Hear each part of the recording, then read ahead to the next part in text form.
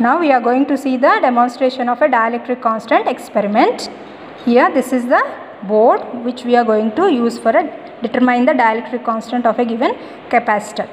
This board consists of a digital stop clock, DC voltmeter, capacitors. This is one capacitor C1, C2 and C3. This is C1, this is C2 and this is C3. It consists of a resistors. This is R1, R2 and R3. This is the connection circuit diagram where you can see this is a built-in circuit board. Since there is no line here, we need to connect across these two. So connect between the two. And since there is no line here, we are going to connect. Now this part is done. Now across this, see here it is a resistor. Connect this resistor to this resistor R1.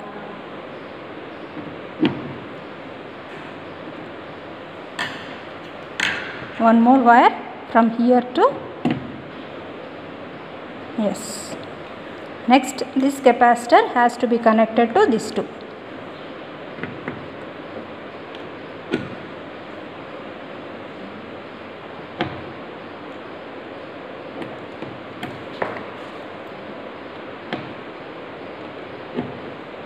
Now this voltmeter has to be connected to voltmeter. Positive to positive, negative to negative.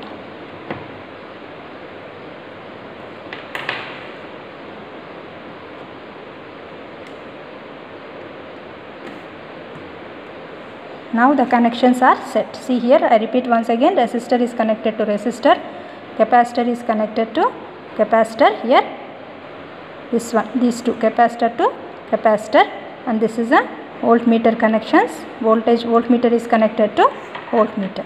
Now if you see here, there is a switch here.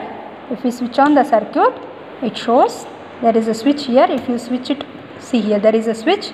If you do it like this, the stop clock starts. If you do it like this towards left, it will stop. And this is a button to reset the timer.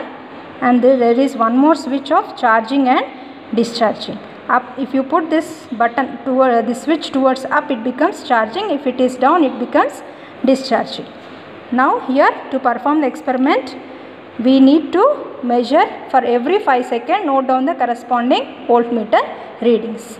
Here we have the tabular column of, if you look here, the tabular column is voltmeter time in for every 5 seconds, 0, 5, 10, 15, 20 like that. And during charging, note down the corresponding voltage, and during discharging, note down the corresponding voltage. So for every 5 seconds, note down the corresponding voltmeter. Now in order to start here, first we need to go with charging. This switch, this timer and this charging both should be done at a time. So for every 5 seconds, note down the corresponding values. Now initially the readings are 0 and 0. Both the switches I am doing at a time. It should be done at a time. This switch towards right and this switch towards up. So both are to be started at a time. Be careful, for every 5 seconds you need to note down the readings. And the corresponding values are to be tabulated.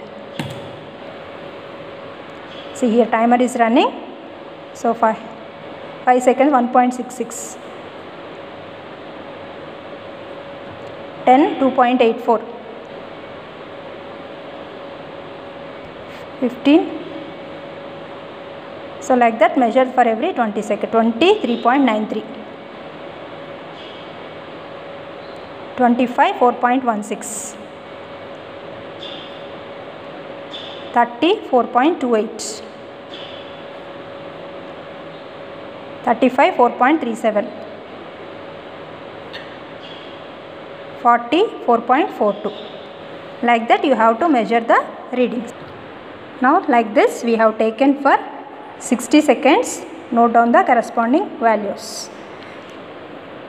Now we have tabulated the readings for 0 seconds 0, 5, 1.66, for 10 seconds 2.84, 15 seconds 3.5. Like this we have tabulated the readings. Now we have to go with the discharging. Now the highest value over here becomes the at 0 seconds, the value which is at highest here, that becomes the at 0 seconds, this becomes the highest value. That means the maximum value here, it becomes at 0, it will be the 4.49.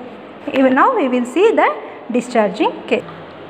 Now see here, we have got 4.49 is the maximum value. Here you have to reset it and make this button to discharging. Both should come at a time. Now I am starting reset and discharging and measure the time for every 5 seconds. Now see here, for 5 2.87 is the value, for 10 1.66, for 15.97, for 20.56. Like this you have to tabulate the readings for every 5 seconds. See here, at 0 4.49, for every 5 seconds 2.87, and 10 seconds the values keeps on decreases, and tabulate the readings until you get the 0 values, until it discharges. Make it until, see here, the voltage is coming down, which was previously it was high value, now it is coming to 0. So take the readings until 60 seconds. So we have got the readings. Now these are the readings for charging, voltmeter readings, and these are the readings for the discharging. Remember here, during charging at 0 seconds it will be 0, and the charge keeps on increases and becomes maximum for 60 seconds. And when you discharging, when you are doing for discharging, this value becomes the maximum value, because at 0 seconds the peak value of the voltage on the capacitor is 4.49, and you start reset the timer here. For every 5 seconds we have measured the readings, and you have got it like this. Now we need to plot a graph for charging and discharging along the y-axis and the time along the x-axis. Now we have plotted a graph here. The time is along the x-axis, that means 5, 10, 15, 20, 25, like the time along the x-axis, and the voltage along the y-axis. This is the graph for the charging. Initially 0 value, it increases and keeps on increasing, you can plot a graph. This becomes a x-axis, and for discharging values what we have here, for this value on the same graph it has to come like this. So the point of intersection where the two curves meet, that becomes a t-half value.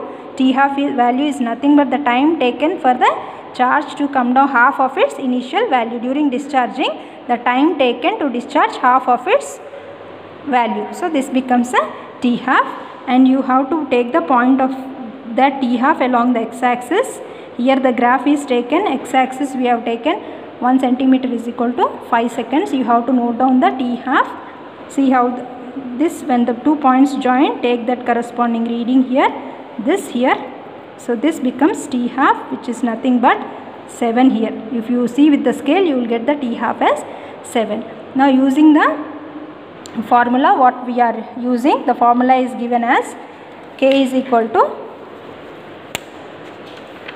the formula which we are going to use is d into t half 10 to the power of minus 6 epsilon naught a into r. Now we see the, here we are using a capacitor C1 whose area is given. This value of, if you use C1, this will be, the value is constant, given value. If you use C1, the area is given by the manufacturer. So this becomes C1, and R we have used as 100 kilo ohms. So we are using R, because we have used R1 here as 100 kilo ohms. The first resistor what we have used, the value of it here is 100 kilo ohms. So we are using the value of R as 100 kilo ohms. Using the formula, whatever we have taken, the first value, D value is as per the formula. D value, substitute the values. D value is 0.1, and the T half from the graph what we have got here, T half is 7. If you measure properly, it is 2 divisions, so it will be T half is taken, and the value, all the values are substituted. D is given here, D value is already given. D is the thickness of the dielectric material, it is given as 0.1, and T half is 7, and the value of here the formula, whatever the formula is here, the same formula, epsilon naught value is being taken. R value is taken as 100. 50 into 6 is the area of 50 into 6 is the area. So substitute all these values, put the values as it is. 50 into 6, all these millimeter square, kilo ohms, just put the values because the formula itself is made into 10 to the power of minus 6 and this value 0.693. So substitute the values of R as 100. 50 into 6 is the area. Epsilon naught value is a constant. 0.693 is the formula itself. 0.1 value is D. 7 is the T half. 10 to the power of minus 6 is in the given value formula. So substituting all those things, you will be getting the K value as 3.8. So dielectric constant of a given capacitor is K is 3.8. Substitute here, dielectric constant of a given value is 3.8. Hope you understand. Thank you.